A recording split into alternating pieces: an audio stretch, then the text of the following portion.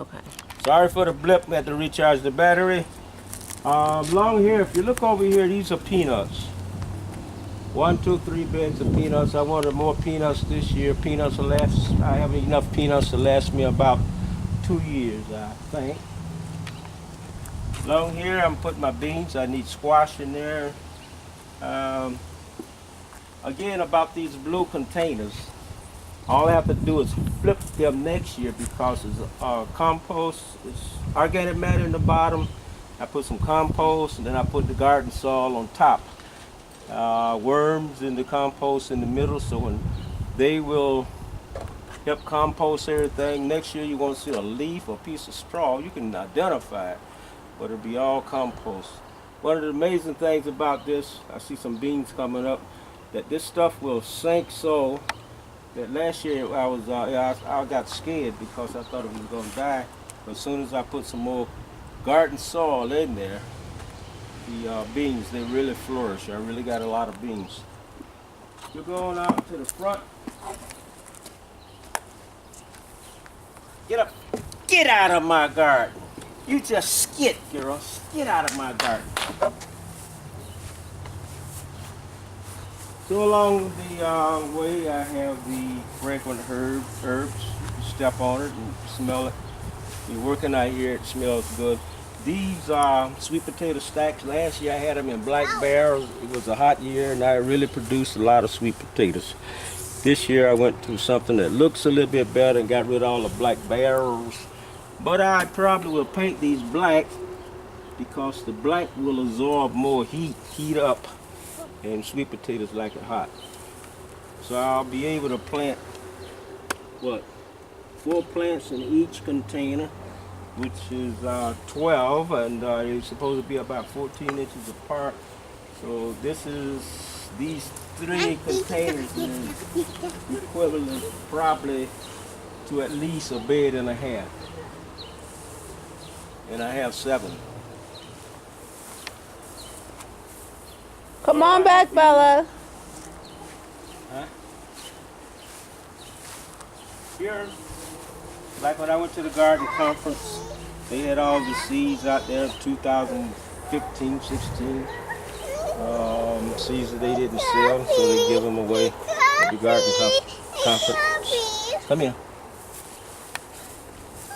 And I think I got about 5 different types of carrots in there. Carrots do real well here, and I didn't expect for them to come up this soon.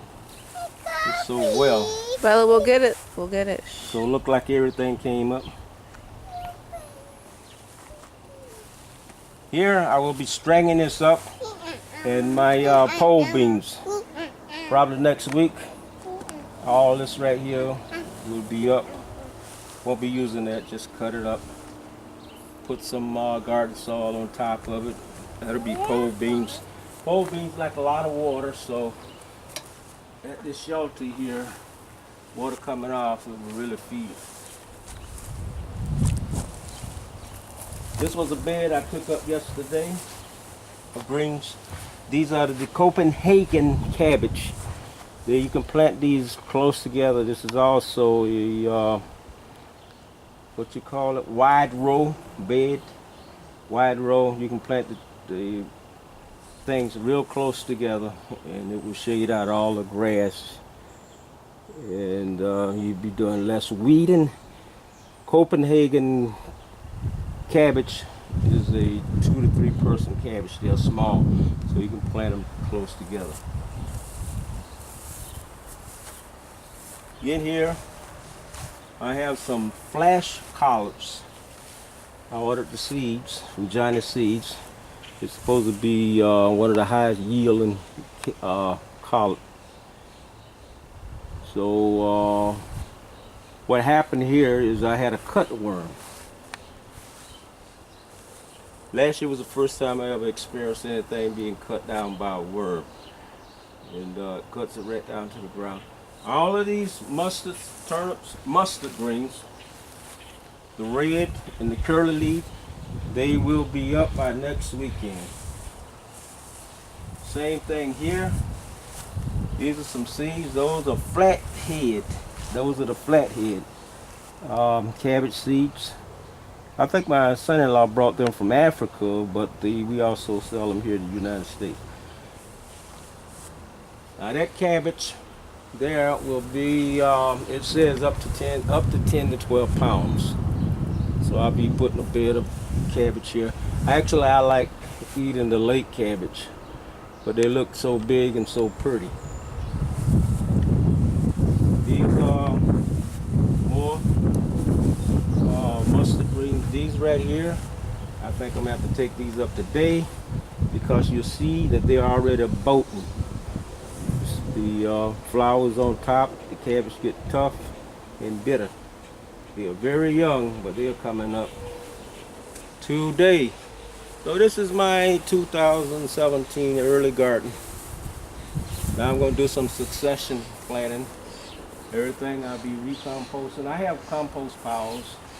I have 4 by 4 compost piles. Lots of worms. Here's I want to do some Chinese cabbage. Never did Chinese cabbage before. Sit down. So I have some of my compost, which has lots of worms in it. And I have some sandy soil, which is over there. I went down to the beach once and I brought in a lot of sand and mixed it in my compost and clay. I think it's a little too sandy. It drains so fast. So I'm using some Miracle Grow potted mix plus some clay in the bottom. Clay, some stump grindings in the bottom to hold, keep them moist. These are 4-gallon containers. And to grow Chinese cabbage, you need something at least 12 inches wide, 10 inches deep. Next video will be probably a month from now, and then after that, I'll probably have a couple more videos so you'll see it when it fills in. One thing over there is my cucumbers, the trellises. That's enough cucumbers. I still have cucumbers from pickles from last year. Well, this is it for today. Have a few red cabbage. I'm doing a little kale, about 4 buckets of kale. Oh, my watering system. I have 2 primary barrels coming down from the house. I have a hose, water hose, pick them up from the side of the road, running along the fence. And I'm feeding 6 barrels of water over there.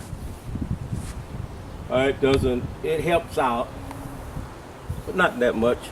In a hot season, a hot day, probably get a day or 2 of water out of it, and that's it. But it's so much more work. But it seems that when I'm sowing seeds or buckets, come in pretty handy. This is it. Thank you. I'll see you in 1 month.